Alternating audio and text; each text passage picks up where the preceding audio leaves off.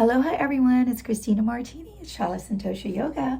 I'm answering some special requests if I could share and put together some clips of my experiences on how I grew in my Pincha Mayurasana, the beautiful forearm balance in Ashtanga series in the lineage of the intermediate Nadi Shodhana second series.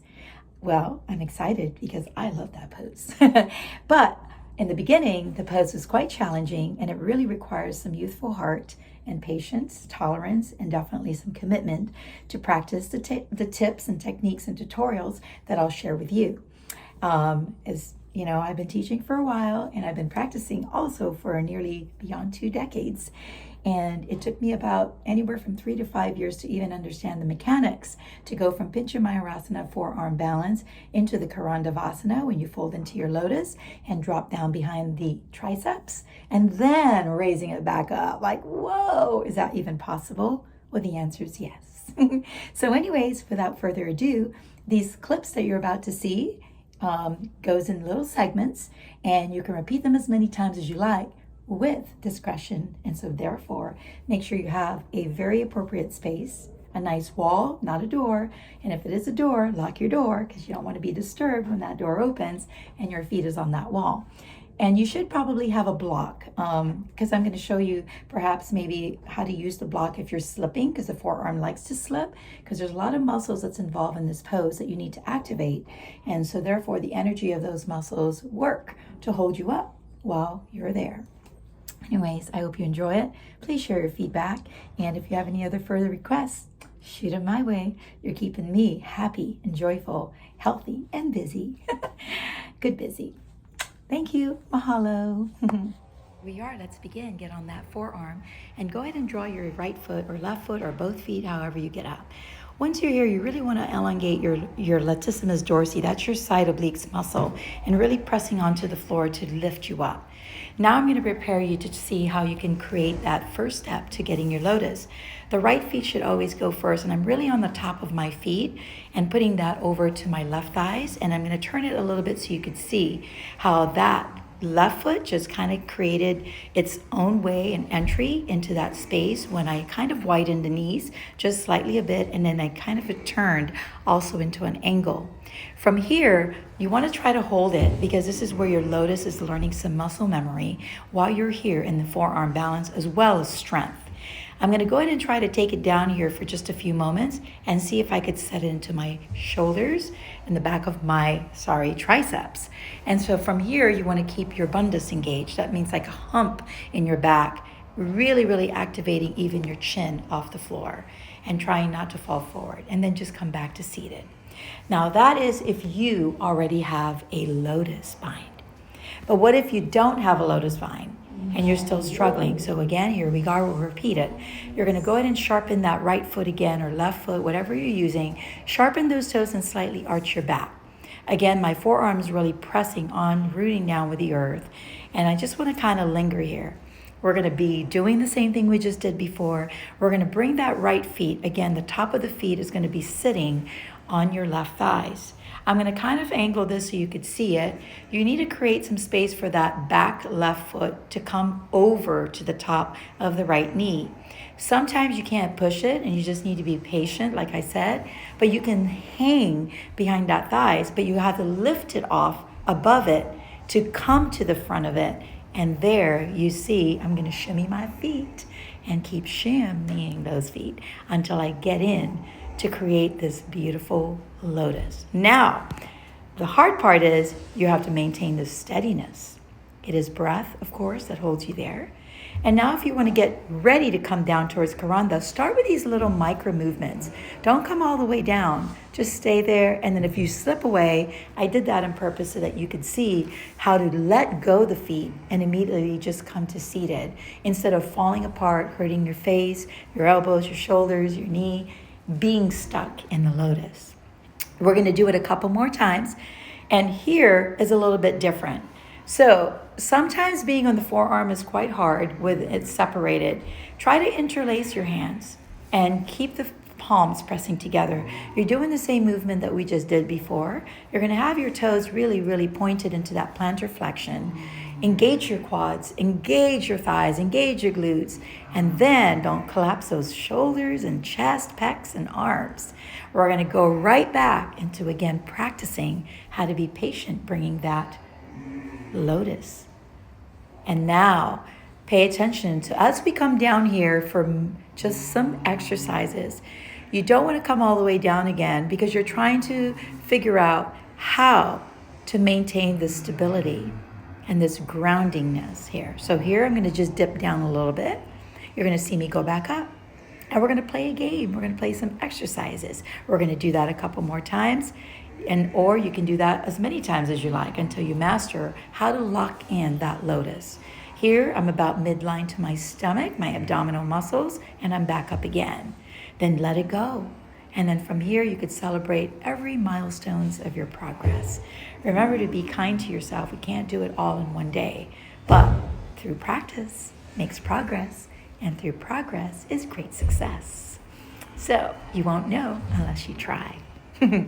Now, don't be afraid to fall because sometimes falling is part of the process.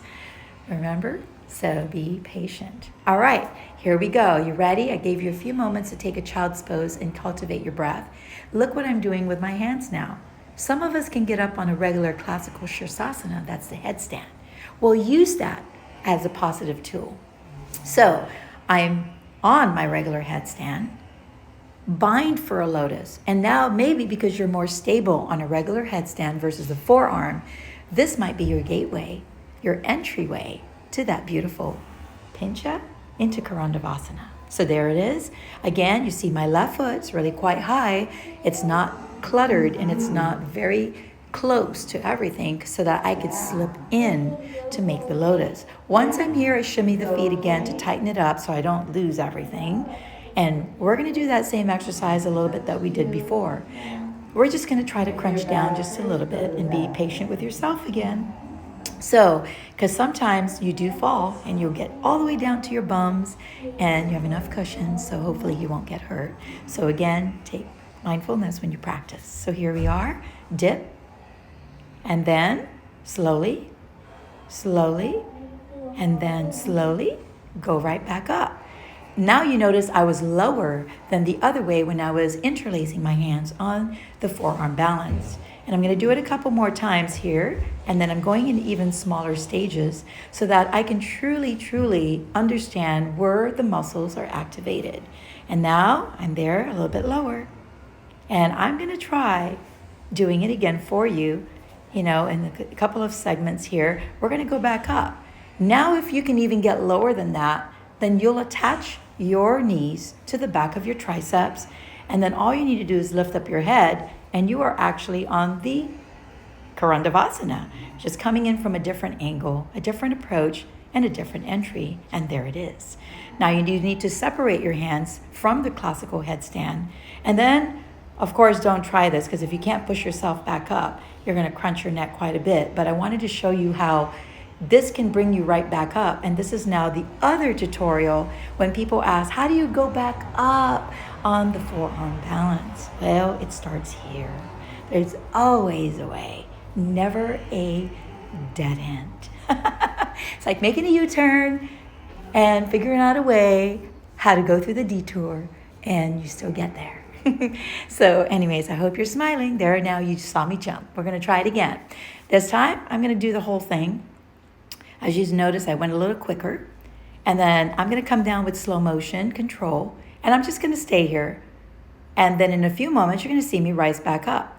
And this requires me to shift forward, really engage my pecs and all of that. And then I get right back up in the forearm balance, in the forearm. I'm not on the headstand and I'm not on a modified. This just gets me up. When you let this go, this is where I used to fall. Go slowly to let the feet go. So definitely, the left side's going to get out first and then the right will follow. And then just stay there, embrace your joy and celebrate. All right, let's do one more technique. Tripod. Really? How does tripod help? Well, it does, because it's more stable on the head, on the hands, and you might be able to bind a lotus on the tripod. And you can also set the on top of your knees, and it helps you curl your back and also helps you get down there. Here I am again showing you, see, I took my feet really away from the body so that you can see it requires that much space to make that lotus come alive. Now you're going to see me set it down a little bit and then rise back up. You're going to see me come down a couple more times. I am training my spinal column and at the same time strengthening my shoulders, my arms, my whole body, my whole breath here, so that I can eventually learn to curl my back, which you'll see. As I come down, I'm getting closer to the back of my elbows, the tricep side. And once I situate here, sometimes you could just linger here a little bit longer and you can have that curled back. The curled back is really important when you're coming down in Karanda. And then yes, you do eventually, again, extend all of that. Then look what I just did. I switched my hands back to the flat hands on the ground. And the reason why I did that is because we were prepping using the tripod. And here I am. I'm going to start coming down and start coming down. And I'm back to that. I did that fall so that you understand how to just let it go and fall down. And now here I am. This time we're not going to fall. We're going to hold it. So back to tripod. We're going to repeat it one more time. If you want to do it after, that's fine. Take a lotus position. And remember, take that left foot away from being so attached to the right knee. Create space. Breathe, breathe, breathe. I am not talking about much breath here, but that is already an automatic thing that we do, especially if you're practicing Ashtanga, the lineage that is authentic and tradition in any yoga practices. Breath is the essence. So now, here I am. I'm doing the same dip back and forth. And then in just a few moments, watch how we do the same thing. We're going to transition the hands.